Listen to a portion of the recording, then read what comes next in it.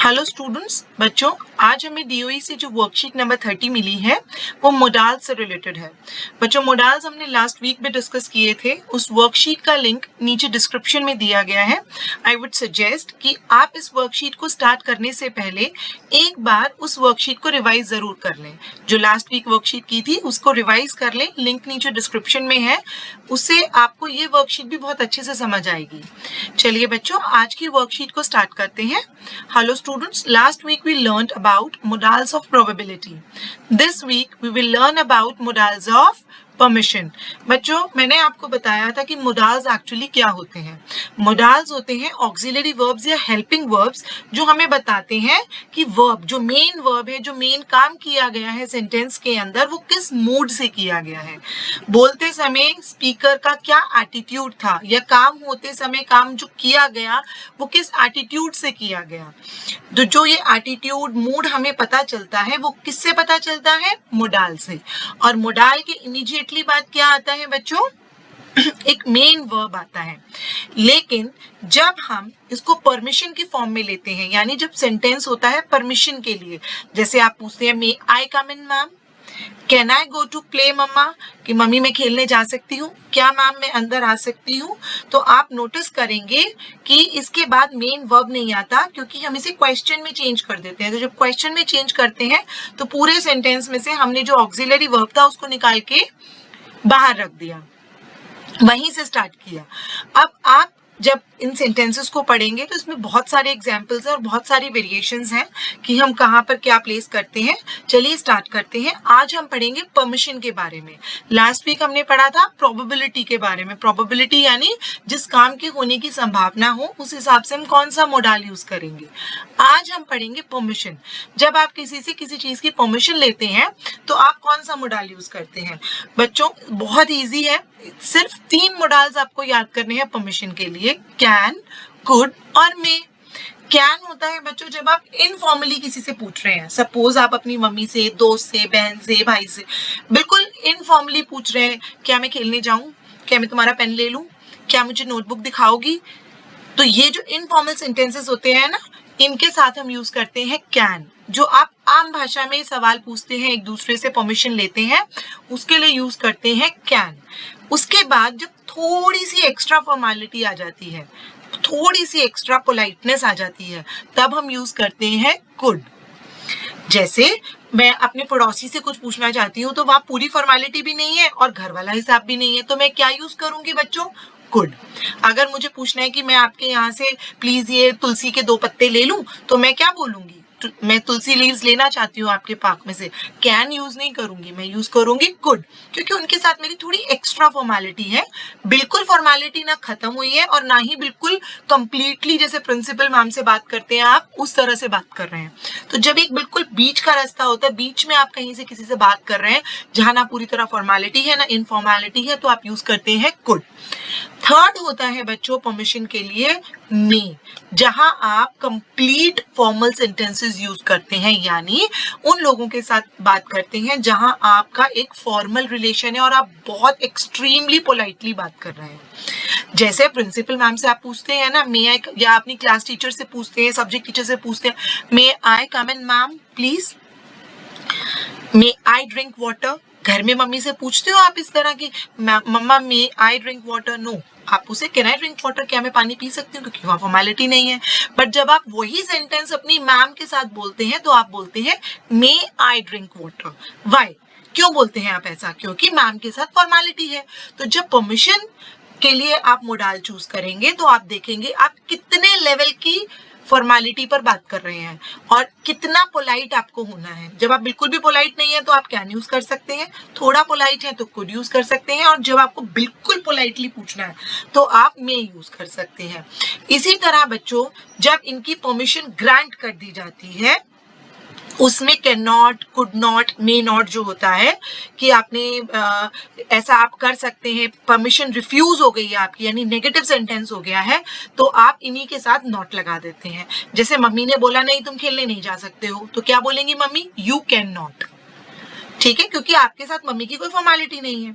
इसी तरह परमिशन के लिए आंटी ने मना कर दिया आप लीव्स नहीं ले सकते हैं, यू कुड नॉट, क्योंकि आंटी के साथ थोड़ी सी फॉर्मेलिटी है तो आंटी ने उसी तरीके से हमको जवाब दिया।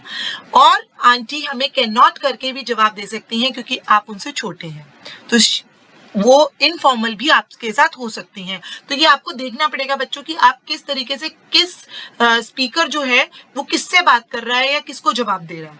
इसी तरह आता है बच्चों मे नॉट।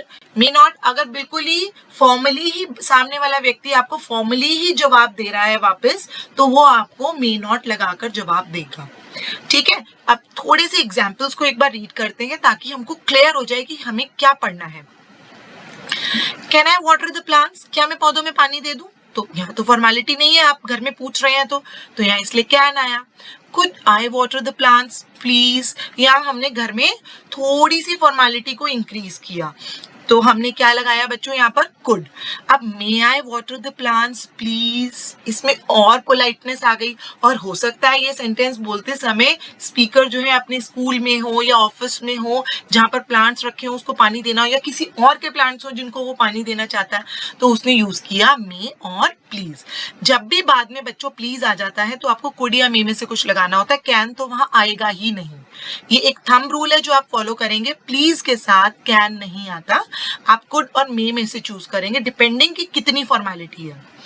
चलिए आगे बढ़ते हैं। कैन यूज करते हैं बच्चों प्रेजेंट टेंस में, जब आप पॉजिटिव सेंटेंस बोलेंगे informally. Can not be same way. Could आप यूज करते हैं पास्ट टेंस का कोई सेंटेंस है जिसमें थोड़ी पोलाइटनेस भी दिखानी है और फॉर्मेलिटी भी दिखानी है। इसी तरह could not be past tense के सेंटेंसेस में हम यूज करते हैं to show politeness and formality. और बच्चों कुड जो है वो कैन का ही पास्ट टेंस है, लेकिन इसमें जरूरी नहीं है कि आप इसको पास्ट टेंस के सेंटेंसेस में ही यूज करें। कुड कैन का पास्ट टेंस है, लेकिन इसको यूज करते समय हम प्रेजेंट टेंस के सेंटेंसेस में भी यूज कर सकते हैं।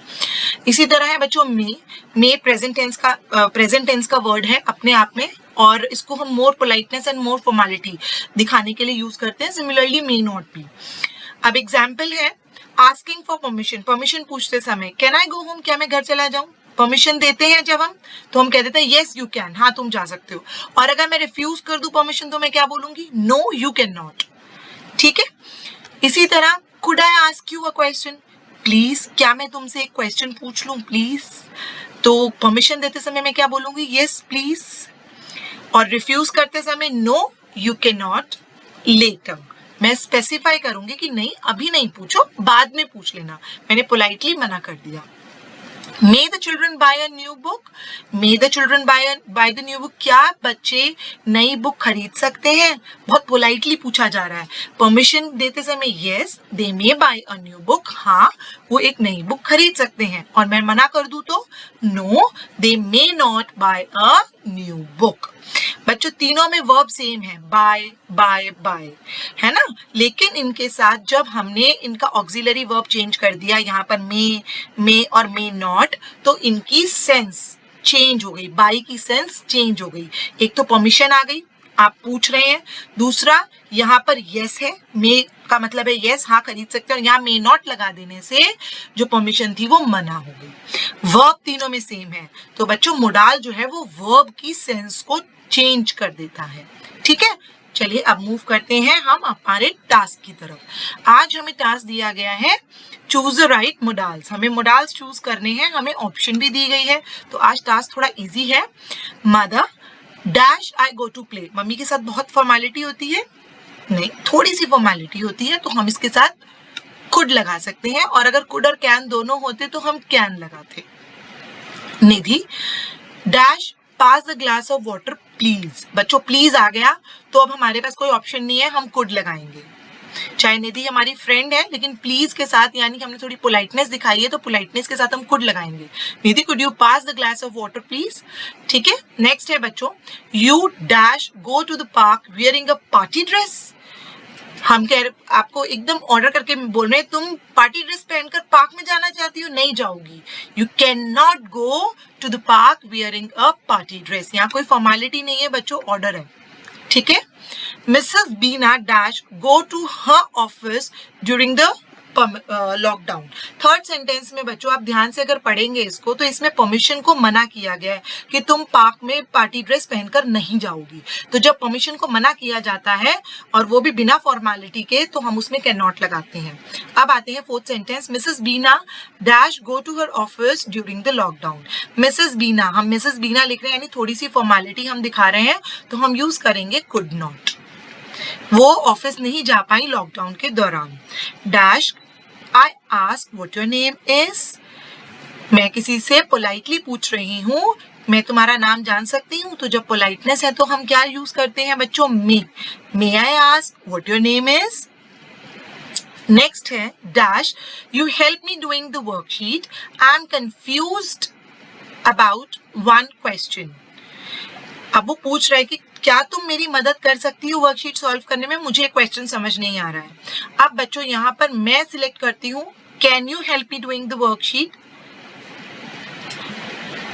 क्योंकि मैं किसी से इनफॉर्मली हेल्प मांग रही हूँ, ठीक है, और मैं बता रही हूँ कि मैं क्वेश्चन में कंफ्यूज हूँ इसलिए मैंने कैन यूज किया है।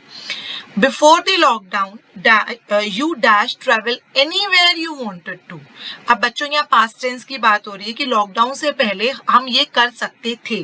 तो जब पास्ट टेंस की बात हो रही है और परमिशन की बात हो रही है तो हम यूज करेंगे could. Next, hello dash I talk to doctor Divya please. जब आप डॉक्टर दिव्या को फोन कर रहे हैं, अपने डॉक्टर को फोन कर रहे हैं तो वहां फॉर्मेलिटी है। तो जब फॉर्मेलिटी होगी तो हम क्या यूज करेंगे, me. Hello may I talk to doctor Divya please. Next है dash I speak to Mukesh please. अब बच्चों यहाँ पर आप अगर अपने फ्रेंड को फोन कर रहे हैं मुकेश को तो और जिससे परमिशन ले रहे हैं तो आप क्या बोलेंगे, मी, क्योंकि वहां पर लाइन पर मुकेश नहीं है, आप नहीं जानते कौन है, तो आप रिक्वेस्ट करेंगे उनको पोलाइटली। और सबसे बड़ी बात बच्चों यहाँ प्लीज आ गया, तो जब प्लीज आ गया तो हमारे पास ऑप्शन नहीं है हम कैन लगाएं, पोलाइटनेस की बात हो रही है तो हम मे ही लगाएंगे, may I speak to Mukesh please. Next is this announcement is for all passengers, you dash fasten your seat belt now. ये अनाउंसमेंट सभी यात्रियों के लिए है, आप अपनी कुर्सियों की पेटियों को बांध लीजिए। इसमें बच्चों एक फॉर्मल अनाउंसमेंट हो रही है, ठीक है, तो जब फॉर्मेलिटी की बात है तो यहाँ भी क्या आएगा बच्चों, मी। अब सभी बच्चे अपनी वर्कशीट्स को कंप्लीट करके अपनी टीचर्स को सेंड